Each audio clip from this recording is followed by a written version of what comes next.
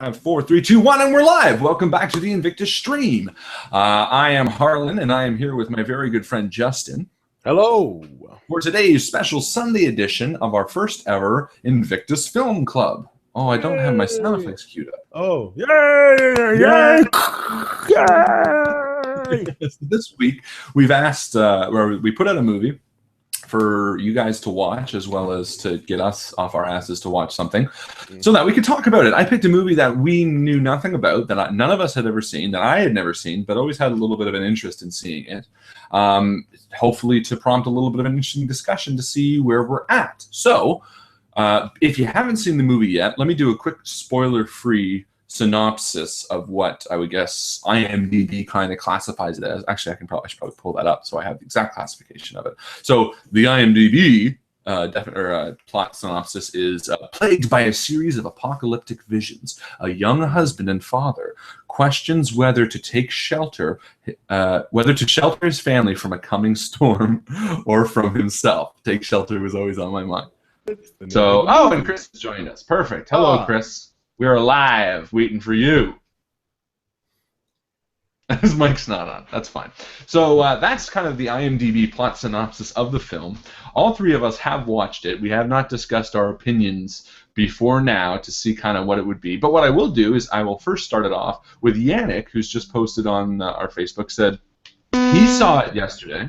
He saw the film yesterday. He did not think it deserved the 1-star rating that it has over where he is. He said it's kind of slow. But not really, and not really delivering on the message about the disease.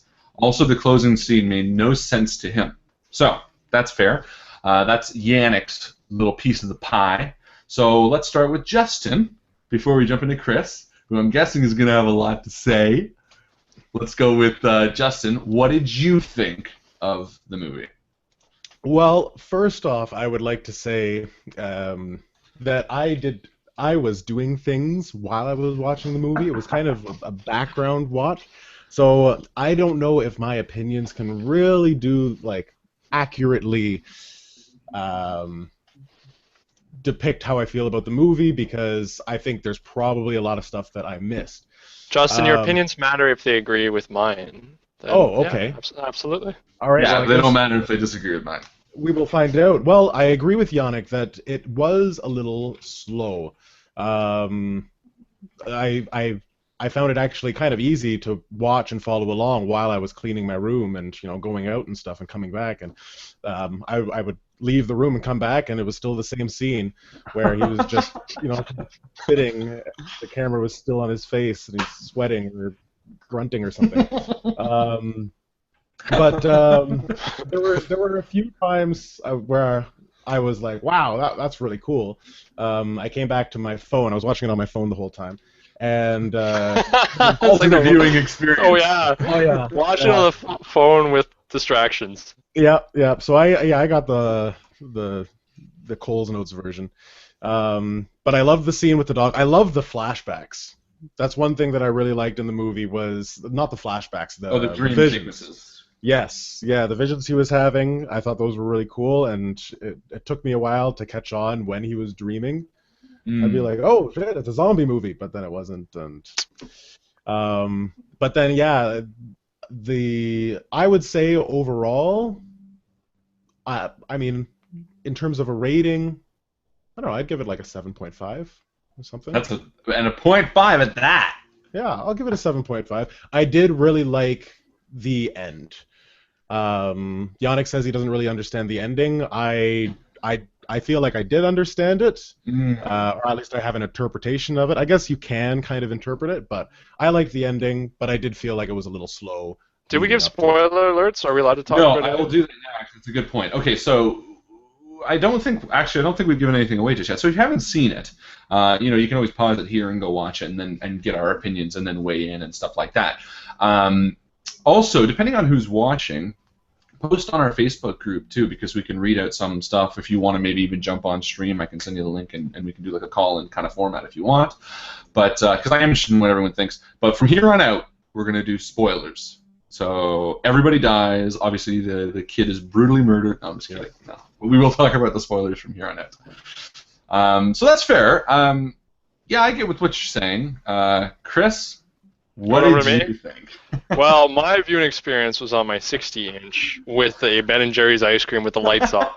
So Mm. it was the yeah, exactly. Yeah. Sadly, but it was the better viewing experience I think than Justin. So as far I agree. as giving the proper shake, I think I could do as much justice as I could have. All right, and what'd you think? It was slow. It was paced very slow, especially compared to the movies that we're used to seeing nowadays. Mhm. I like that though. I like this slow burn, as Harlan would say. Mhm. I really did enjoy that. I enjoyed. This is a story about courage above everything else, because I think they did a good job of showing this guy to be truly afraid and fearful for what's coming, Mhm. and having to overcome those fears. Let's go into the plot a little bit. Some of the dream sequences were like unnecessary. Like Justin said, like they did a lot of them. Which ones? What do you mean unnecessary? Well, the fact that they had so many to begin with, like True. they didn't really need that many to show that he was.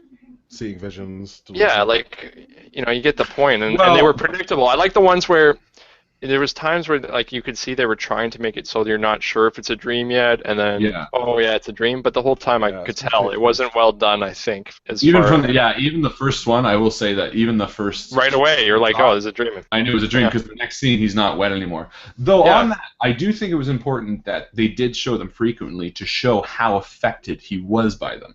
Yeah. Because had it been maybe just 5 dreams sprinkled in, I don't think it would have justified the drop in his character to be so kind of overwhelmingly moved by them, so that he has to do all this shit that followed. I think it had to be like constant, And at the very end, I have to say my least favorite part was the ending. Really? Yeah, and the reason for that was because the whole time I was thinking, oh, this is going to be a I told you so movie. Yeah. And then they didn't. And I was But like, they oh, that's did. cool. No, and then they did. They didn't Yeah. at first. The first storm, I was like, that's sweet. That's the way it should be. It should have ended there with them being wrong and there not being a big deal. And, it's all metaphor for his mental illness. And then at the end, they're like, but he was right. And you're like, okay, so it's a big fucking told Well, you but so. to me, I kind of like that because Was it a premonition? Yeah, was it premonition? Was it animal Yeah. instinct? What is I it? think, yeah. Exactly. And the issue with the movie that I think and I enjoyed it. I will say that I thought it was a really And I will. If I had to say, I think I gave it a close to an 8. I would have to Yeah. say. Yeah, I'd say I'd give it an 8. Now, in quality of movie, I'd say it's an 8. But would I watch it again? Yeah, probably not. Like, it wasn't one of those movies that I feel like I would get more for multiple viewings, but it was a great movie. On that note, yeah, what I loved about it, you mentioned the guy a few times, but the acting, for him especially, I thought was phenomenal. I thought he was really good. He kind of has this kind of crazy vibe to him already. He always plays kind of a crazy guy. You know what I mean? So he's kind of got this kind of drawl to him. But I think it worked really well because he played it off at the beginning as if he was like you bought him as kind of a sympathetic, a little gruff, a little closed mouth dad and father, husband. But I think it's like that end scene when he snapped at the Lions Club and he was like, "The storm's coming." That was good. Yeah. That really Although I was just thinking, I was kind of like, "Fuck, man, you're not selling the not crazy bit." Yeah, I know. But no, the ending I thought was the perfect kind of aha moment. And I'll tell you, I knew right off the bat, the minute they went into the shelter, You knew that nothing's gonna happen. I knew that it was going to be a fake out.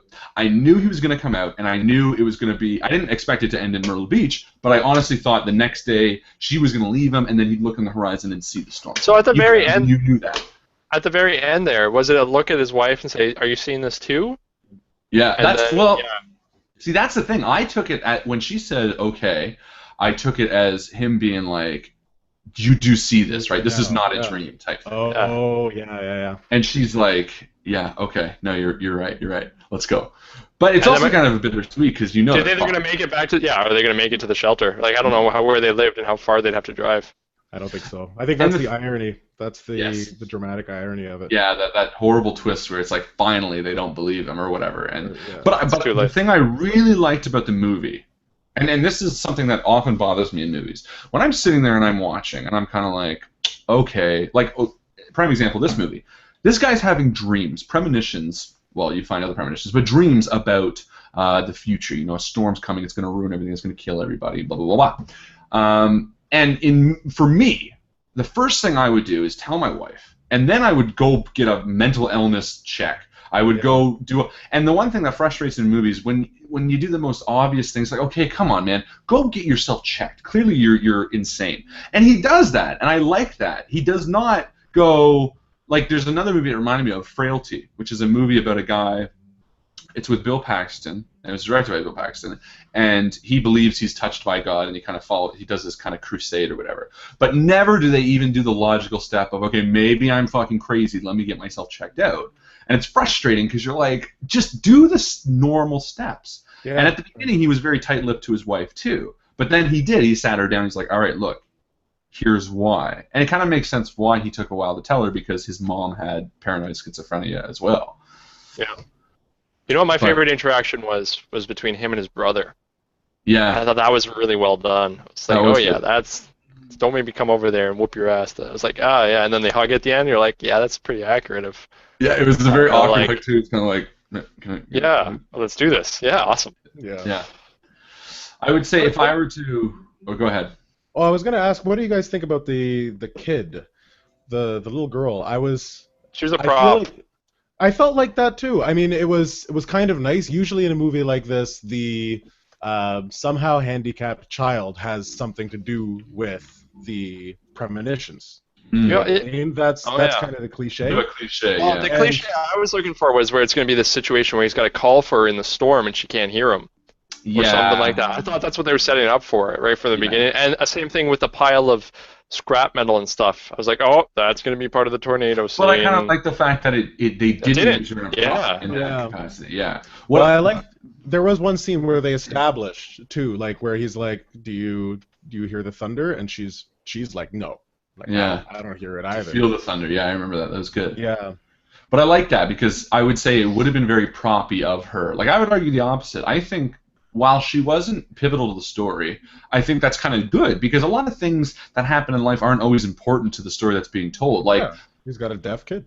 But that's the thing; it added depth to it. Like, and the fact that she wasn't born deaf, I thought was really cool too. That you don't know how, you don't know why, but she's become deaf recently. And I thought that was just, it added like a richer character backstory, so you believe that these characters are real. And to me, that's what it's all about. The minute you believe that the decisions they're making are actually affecting real people, to me, the story, it becomes that much more important because you actually care about these real people and how they're interacting. Yeah. And there's a line that you can cross, too, where all of these things that seem like they're just, a part of these people's lives, everything becomes significant, and then it becomes kind of corny, Like, exactly, yeah. Like, this guy's having visions, and the girl is deaf, but she's a part of it too, and... Yeah, exactly.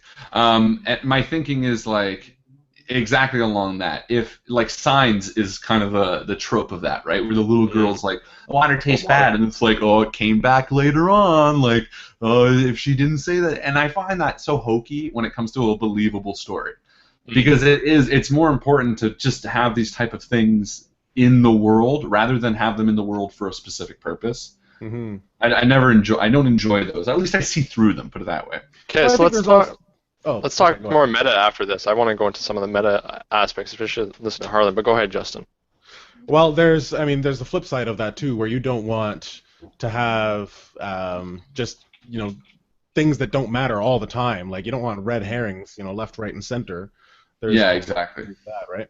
No, it's true, and I find that when they kind of lead you to the finale that you're expecting. Now, that being said, this movie didn't really have any like twists or turns in regards to, once you kind of knew the direction it was heading, it was pretty obvious. But I don't think it was dependent on that ending. And one of the things, as I was watching with my wife, we honestly thought it was going to end with him opening the shutters and it just ends. You don't find out whether who's right or wrong, which I thought would have been a bit of a cop-out, but I could see it being that type of movie.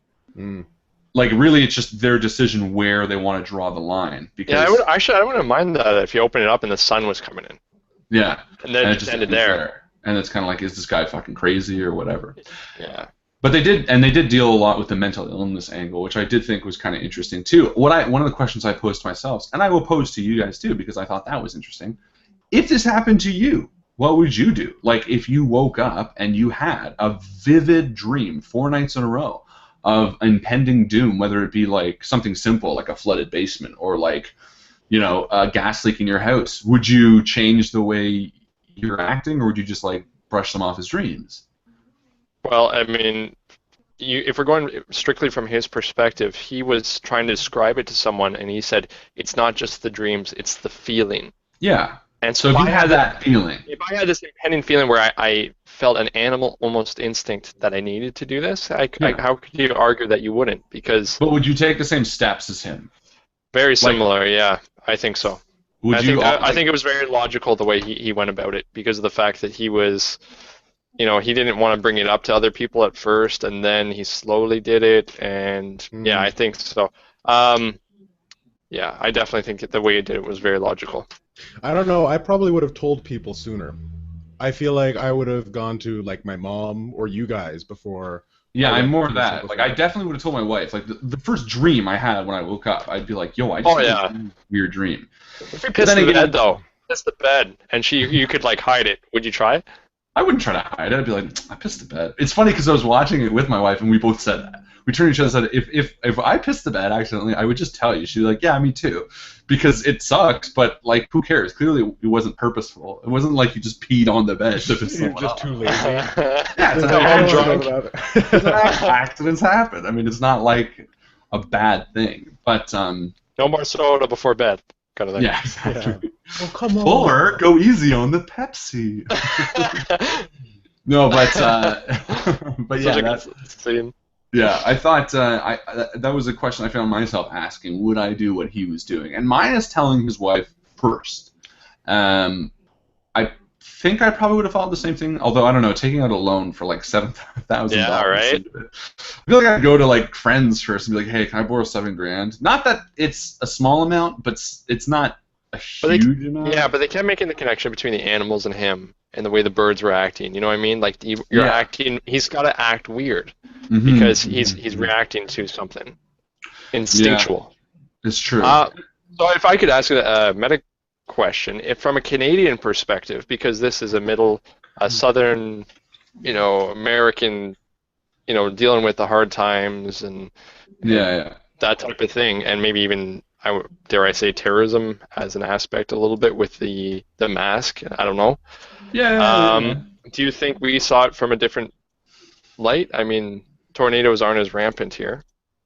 Well, to me that's kind of what confused me, because I honestly thought from a Canadian perspective that we would find it more obtuse that someone was building up their shelter. I was kind of surprised that people in the movie were like, "What are you doing?" I figured it'd be more like, "Fucking A, get a shotgun down there too." No, but it's true. Like survival skills like that in the southern United States specifically, I feel like often don't need to be justified. There's a lot of people that like just everyone. do shit. I just assumed everyone has a shelter for tornadoes. Yeah. When you're living around that area. Well, he already had one. Like, I don't see what's weird about, and that's the thing too. Okay, if he was, not that he was unintelligent, but why not present it as, hey, not instead of "I think a storm's coming," but our shelter currently is not large enough to have all 3 of us down there should a tornado come, so I need to beef it out a little bit.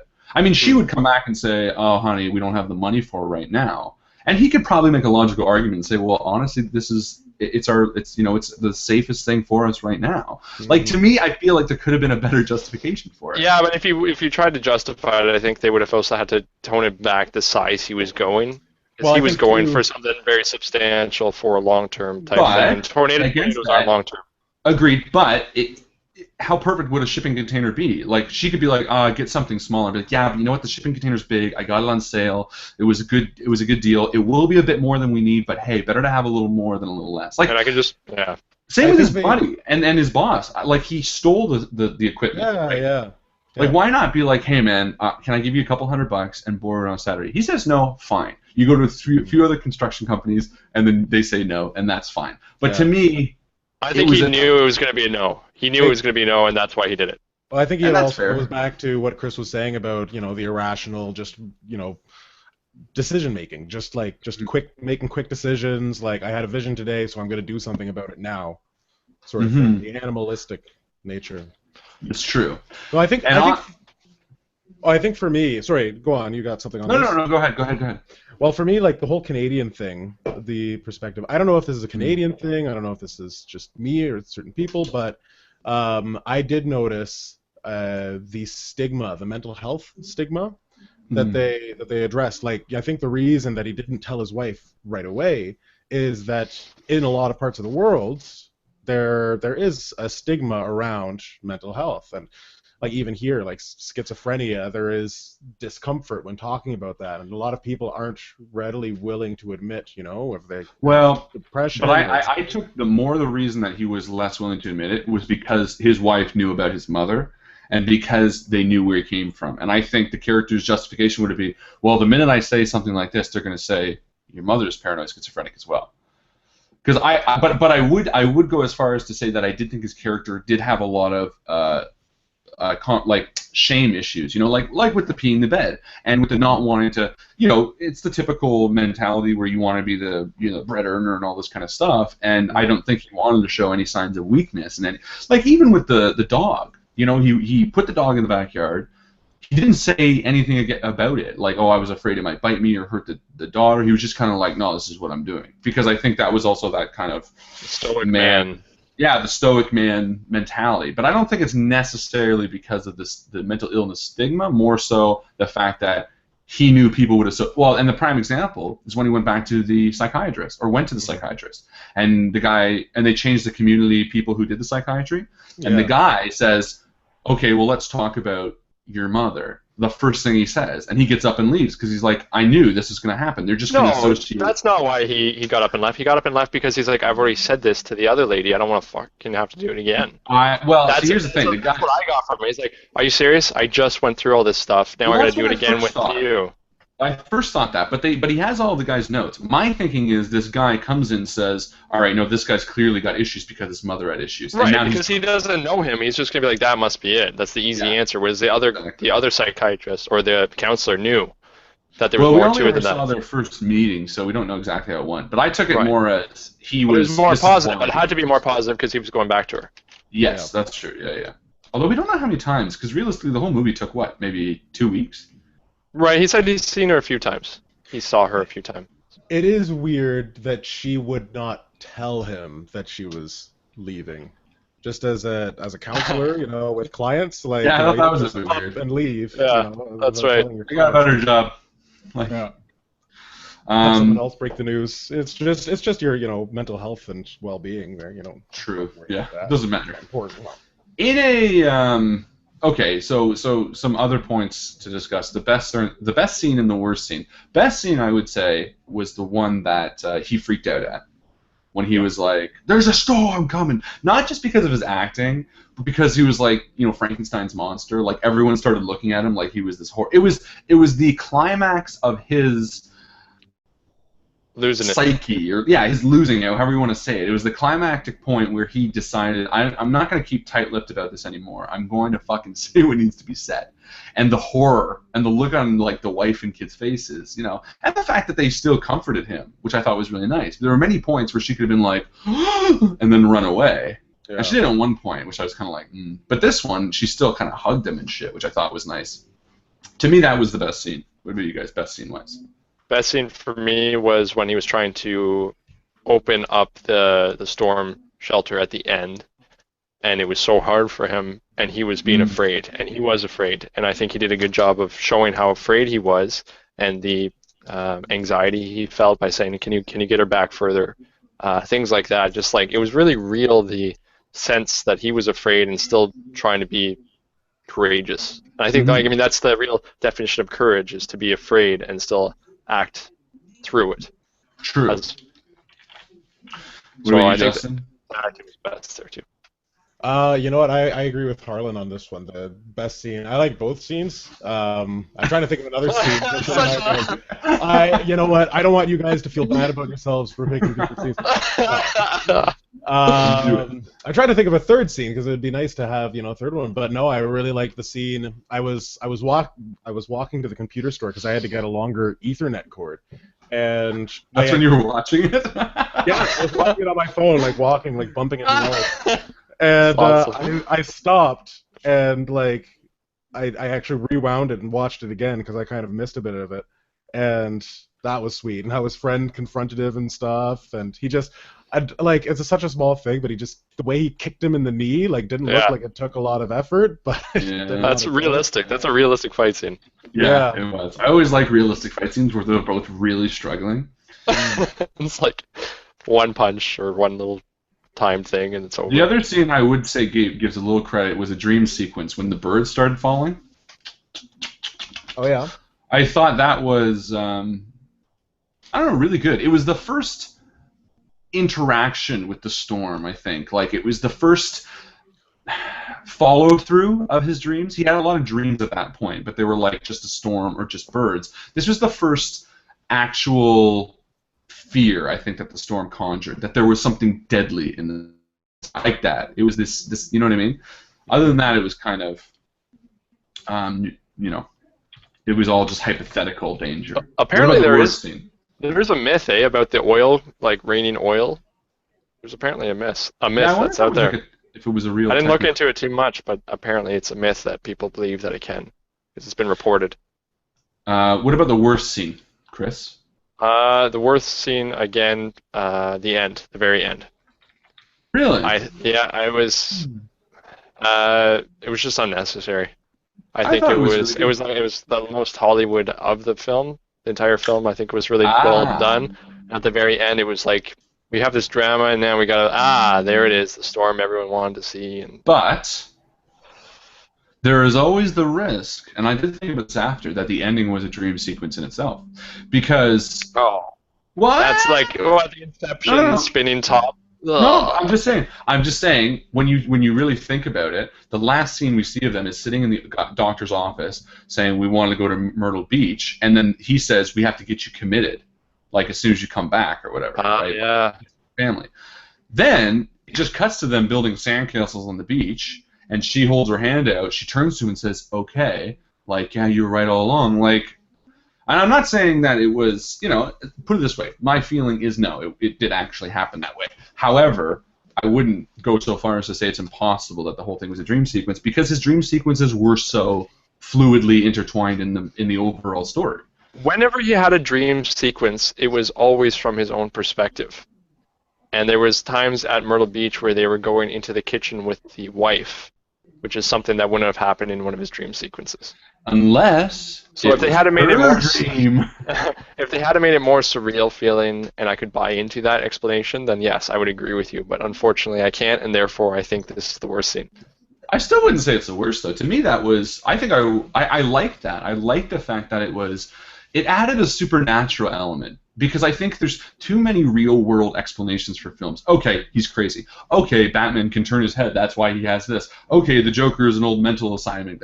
Everything needs to be explained. I like the fact that there's a guy, whether he be chosen by God or aliens, or maybe he just had a sixth sense about these things.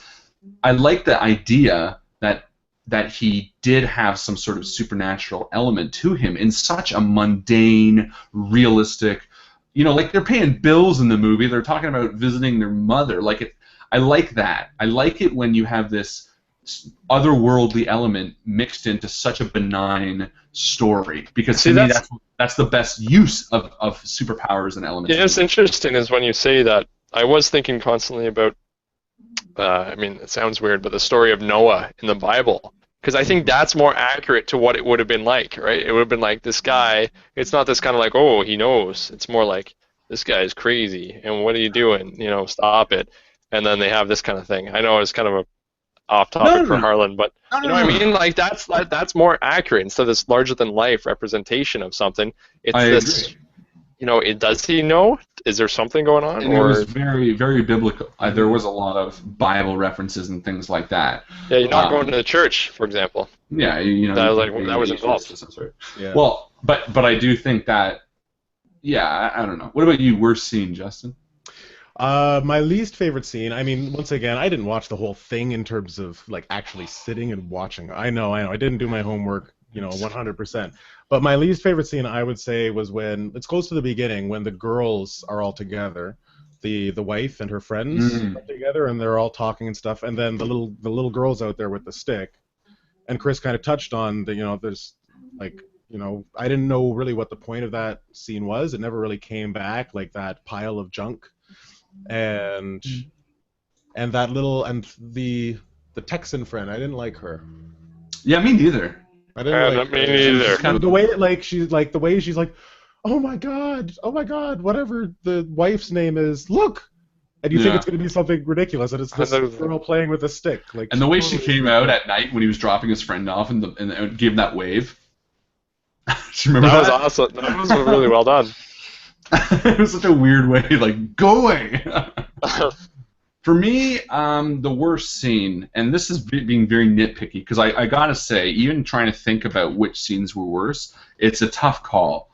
And they're more tidbits rather than whole scenes. I don't think there was a whole scene that I was kind of like, meh. But there were 3 points where I was kind of like, The one was actually, ironically, in my favorite scene. The fight scene / the preaching scene. When his friend walked up. I thought the friend walking up being pissed off was very hokey. It was very, I'm trying to start a confrontation. And he's like, look, I don't want to talk here. And the friend's like, no, you'll listen to me right now.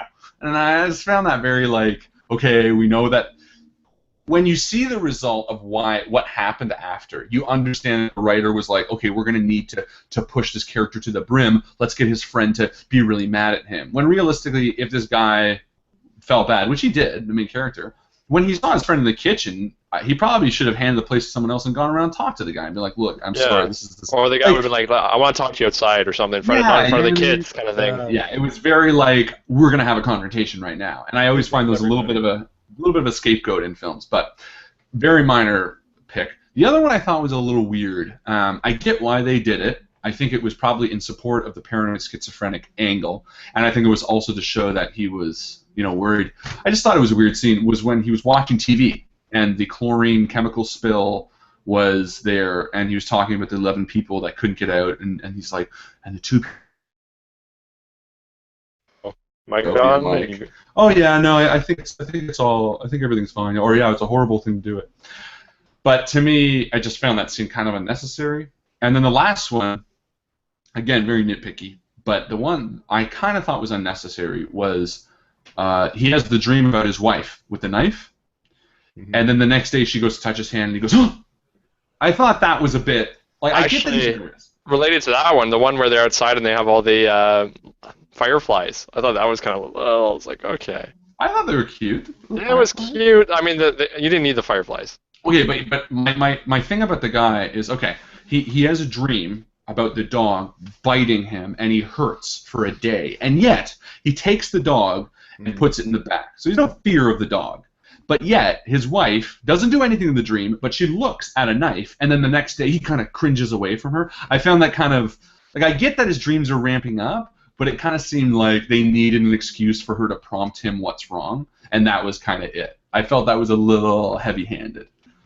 Those are the 3 things. If I really push. Like, those are, like, you know what I mean? But other than that, I thought it was a great movie. Pretty much every scene, while it was, and again, I wouldn't say it was slow, it was a slow burn. It had a great concept, great story, good scenes, but it wanted you, like, it kept my attention the entire time. I don't think there was any point of it where I was. It was a drama before anything else. It wasn't. Oh yeah. But yeah, and on that note of mental illness, there are a few really good movies about that, and I thought, like, looking at what, and I do like the fact that he took that kind of diagnosis test too, where he was like, oh, the 5 things that schizophrenic have, I only have 2 of them. Again, showed the kind of guy he was. Yeah, the dynamic of his character and what he's actually trying to go through. I always respect that in movies. One of my favorite movies is, it's a horror movie, but it's Insidious. I love Insidious. And one of the reasons I love Insidious is because there is a point in it when their house is freaking them out, and the wife turns to the husband, because they just moved into a new house in the film, if you haven't seen it, and everything is going wrong, and she turns to the husband and says, we have to get out of here, we have to get out of here. Now, cliche horror movies tell us that he says, no, we bought the house, we stay. But he's like, all right, and they move halfway through the movie, they move back to their old home. Like, there's no sense of, no, we need to do this for this reason, and da-da-da-da-da-da. And I always respect that in movies, and this is the same way. The fact that he picks up a textbook, he flips through it, he's like, am I crazy? My mom was crazy, am I? I like that. I always hate movies when they ignore the most obvious, logical, because I do think in general humans are pretty logical. But it reminded me, not in context, but the main character of a film called, oh, it's on the tip of my tongue. He's the bad guy from The Mask. You know that bad guy from The Mask? Oh, yeah. He's got that really kind of like face. Yeah, rock star kind of look. Exactly. He wasn't in much, but he was in a really good movie a few years ago. Peter Green is his name. Back in 1994, it was called Clean Shaven. And it's a movie about a guy who has schizophrenia. And if you ever want to see a movie that puts you in the role of a schizophrenic, they do it phenomenally well. It's a dark movie for the most part, but the sound effects in the movies, the little radio sounds, you know, because it's constantly going on, and just the way he acts is fantastic. Clean Shaven, highly recommended. It is very disturbing at some parts. I remember this one part. I don't remember how, but he's in his car and he's touching his fingernail, and every time he touches his fingernail, it buzzes. Again, because, you know, schizophrenics have like these sounds coming from every direction, and he gets convinced that for whatever reason the sound is in his fingernail, so he ends up cutting it off. It's a very dark movie. The only one I can think of right now that also dealt with is Beautiful Mind with Russell Crowe.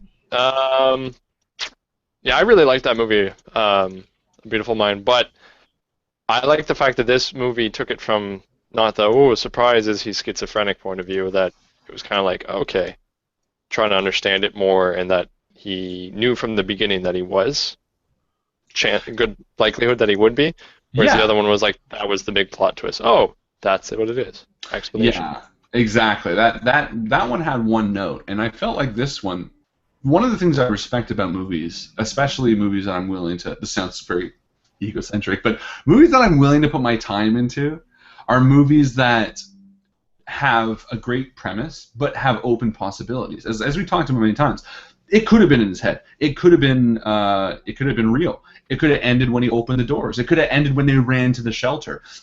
And that, regardless of whether the plot is somewhat predictable, that gives you opportunities to surprise people. Quentin Tarantino is a guy many people respect, I love, but one thing above anything else I respect about a Quentin Tarantino movie is you do not know who's going to make it out of a scene alive. You know what I mean? Like, they could have the main character in a scene, and I think of that bar scene in Inglourious Basterds, and if you haven't seen Inglourious Basterds, see it, because it's fucking phenomenal. But you have, like, 5 main characters in this bar, and I won't give anything away, but a lot of them don't walk out of there because you don't know which way it's going, and that to me is what makes a movie like that interesting. The plot can be normal, but I want to be surprised. I want to see a twist. I want to see something that's, you know, unexpected. Yeah, you don't want the writers to be afraid of where the story should naturally go. Exactly, and then so many people are afraid of that. That's part of the reason I don't really watch, like, TV, like ABC, NBC, any show on those channels. Very rarely will I watch, because, like, at least if I want to be drawn to something, HBO, Showtime, shows like that. Like, there was that show by the guy who did Scream. Was it Kevin something or other? He did a new one called Stalker on ABC. Have you guys seen this? No. Heard about it? I don't know. My wife's sisters keep telling me about it. So I'm like, okay, that sounds really neat. They're making Scream the TV series as well too, actually. But either way, they're like dark movies that they're now putting into TV shows, and they're on like ABC. Then Scream is like a hard R. I mean, the first scene in Scream is like the girl's chest cavity or her stomach is cut open, and her like organs are like blowing out of her. And I'm like, how do you take something like that and you put it on ABC, like Family Night, without cutting everything out of it? And it's not that I want movies to be purposefully dark or purposefully naked or swearing or whatever. I don't want them to add it. But if a story naturally goes that way, they should be able to show things without feeling like, it's going to, piss off the network. And that's part of the reason like The Following. Have you guys seen The Following with Kevin Bacon? Nope. Do you guys watch TV? No, I'm just kidding. I watched only the first episode, but it's the same thing. It's like a Hannibal Lecter type cop versus serial killer TV show, right? On fucking, I don't even remember what the channel is. It's like, it's another like ABC or NBC show, where it's got 14 plus in the top corner, which is the Canadian rating, by the way. I don't know, I guess PG-13 in the United States, whatever the rating would be in the States. So Kevin Bacon's never going to die. His team of maybe 3 or 4 scientists, you might have one of them die at like season 8 finale or something. But other than that, it's safe. Everything is so safe. Mm-hmm. There's not going to be any pushing the boundaries. Where you look at Game of Thrones on HBO, and of the 10 main characters that started that show, what do you, like 2 are left? I haven't finished the latest season. No spoilers. No, me neither. No, me neither. But what I mean to say is that they take chances. Yeah, they're not afraid. You know what I mean? Yeah, well, I think the same way. I mean, I'm going to bring it back to the fact that this is the Invictus stream and we like to roleplay as well. Mm-hmm. I feel the exact same way when we have a DM who's not willing to kill off a main character. If there's no risk of dying, there's no point in playing. I would agree with that, to an extent. Like, I think, but it has to flow naturally, like you were talking about, like with the storyline, but you can't be afraid to let it happen. You can't go against the grain and say, oh, but there's a magic unicorn hair that lands on him and heals him. Like, you just let him die. It'd be better to have something die than to make it unnatural and have him live. And I think the same goes for the players too. Like I listened to a podcast the other day. It's the Call of Cthulhu podcast, Cthulhu and Friends. And I listened to the first episode, Cthulhu and Friends. I think they're on Twitter. I think it's the CAF podcast. Yeah. And I listened to the first episode. Really great session. 3 of them, one keeper, and then 2 players. And within 15 minutes, the first player, like just by bad rolls, almost dies. But the way the players handled it, like you could tell he was frustrated, but he was like willing to accept it. He's like, okay, well, I might have to roll a new character, and he wasn't. I think there's a lot of fear because it's meta. You don't want to hurt anybody's feelings, by killing off a character, right? True. So I think having that acceptance that we're just telling a story here. This is, I mean, and the you're playing a part that might end. Exactly, you're playing a part that might end.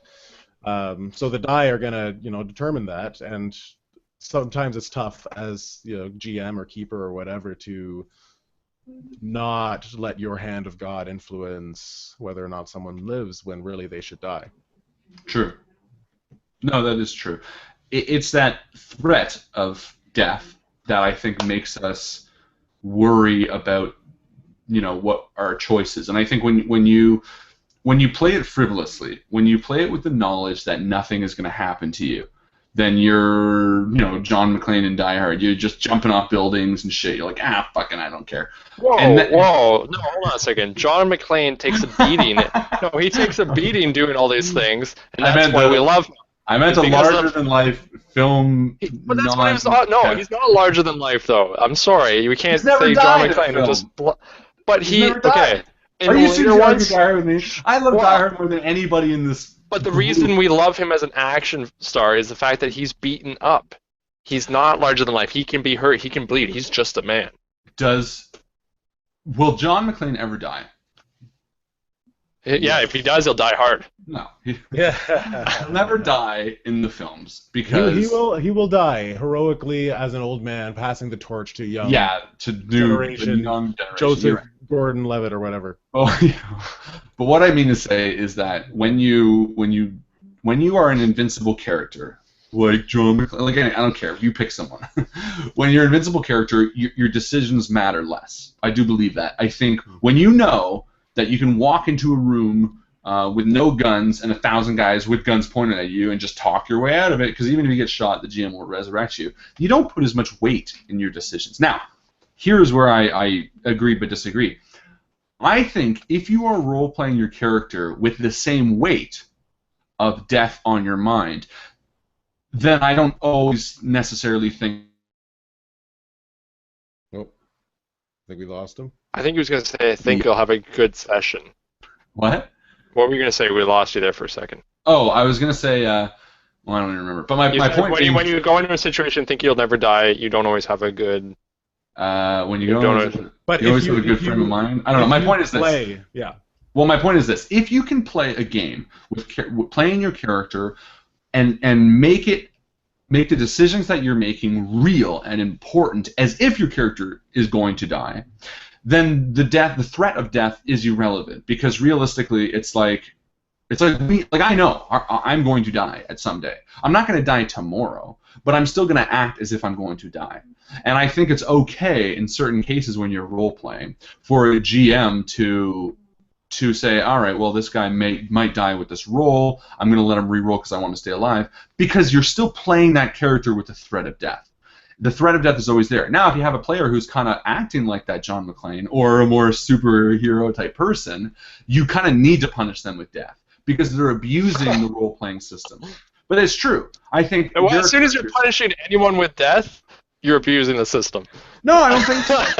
No, I don't think definitely. So. As a DM or a GM, you should never be like, yeah, you're gonna die. No, what I mean by punishing with death is if you walk into that bar expecting the GM to save you, you're abusing the system. The GM should never save anyone. That's not the way that I think the game should be played. I think you're telling a story. I think the story is most important. I think it's irrelevant whether you die or not if the story is good.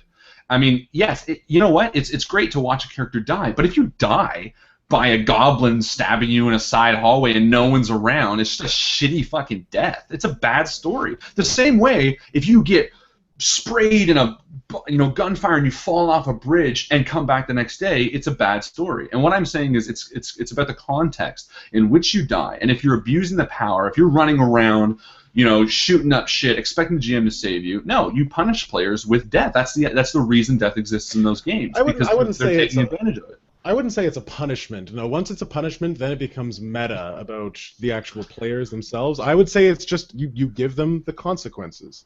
You give the characters the consequences within a narrative as well. So narratively, if the character is doing something that they know they shouldn't be doing, and they do it anyway, and they run into this room and they do it, then level 1, running in to fight a dragon.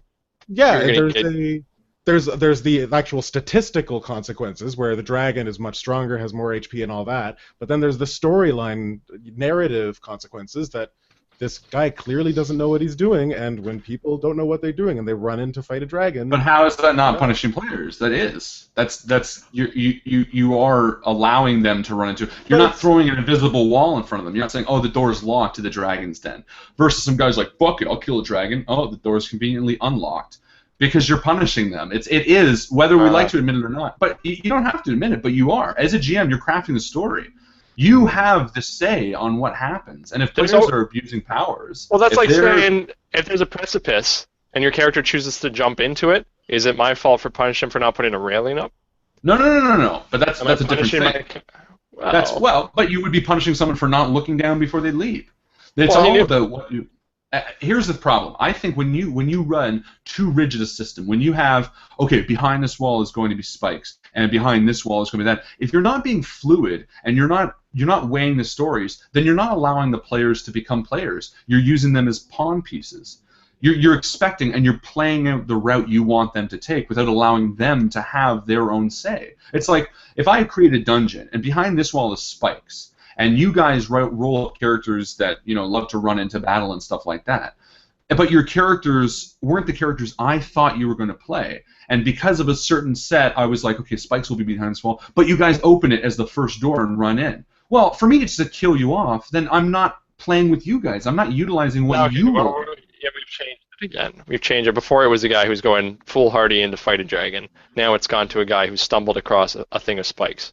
No. It's the same. To me, okay, the foolhardy dragon thing is just, to me, a straight and cut.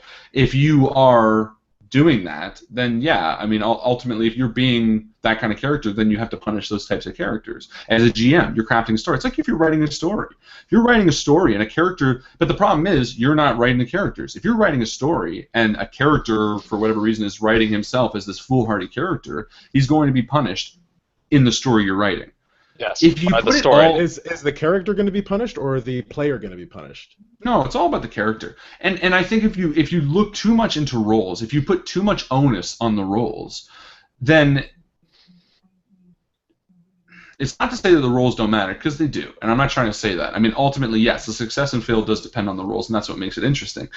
But I think if you put everything on the roles, I don't think that's a good story. I think you're putting too much to chance, and I think that's why certain things you will just say it succeeds. Like Chris yourself, they'll do something, and you know it's pivotal to the story, you know it's interesting, and you know it's probably an easy action, so it succeeds. It's like, but there's always the chance. Otherwise, it's not really that interactive. Like, even when I want things to happen, I might lower the difficulty roll or whatever it is that we're playing because I want it to succeed. But there's still that, roll in a natural one. If there isn't that, then what's the point of the die? And I agree, and I'm not saying that the dice don't matter. And again, I think I don't know, it's a tough thing to call, because like, okay, you walk into a bar and you roll a 1, and a guy points a gun at your head, and he can shoot you in the head, and you roll again, you roll another 1, and 3 ones in a row, and you're dead. That's it. There's no way thinking it out. Yeah. In a rules context, that's fair, of course. No one would argue that. That's the role of the die. But when you're trying to craft a universe and a story, how fucking boring is that? To walk into a bar, trip 3 times, and then just die. And I think there's got to be a happy medium. Yeah, I agree with you, but it's not going to be a situation like that. I mean, tripping 3 natural ones in a bar means you get drunk and wake up with a really ugly chick. But we've also had 3. We've had many natural ones in the last game. I rolled at least 3 ones. I know I did. But if those were in a situation you're fighting a dragon or something, you roll 3 runs, you're eaten. That's just the way it is. Yeah, and if that happens to be the first thing that you do in a game, that is that is a. That's great about the Invictus stream is the fact that we have the opportunity to play with such different DMs and GMs. Yeah, because we get to see the different styles. Yes. Yeah. I punish players for choices they make, not roles they make. I think that's more my style. And I think I like to leave the die as a more influential element. The dies in my games are definitely less influential. I agree with that, and I will admit that. But to me, I would always defend that as the true point of role playing. I would almost. It is storytelling. It is storytelling. Yeah, to me, there are games. The Rake, the first game we ever ran, I don't even think there were die rolls in it. Most of it was about a story. And now, that's not to say you guys didn't have choices. You absolutely did. But I think you were punished for what you're thinking rather than your chance. And it's me personally. I always hate playing games that rely too much on chance, because I like to put myself in the role and think of a route into it or out of it, and make it my way to go about it. And if that fails, then I'm happy with that. What I hate, and it bothers me more than anything, is if I have an idea and it fails based on outside chance. And that always frustrates me in real life. Now, obviously, real life doesn't work like that. You can't always dictate what's going to happen. There is an element of chance. But if that element of chance kills me, it always frustrates me. But either way, agreed. Take Shelter. It's a good movie. Overall rating, Chris, what would you give it?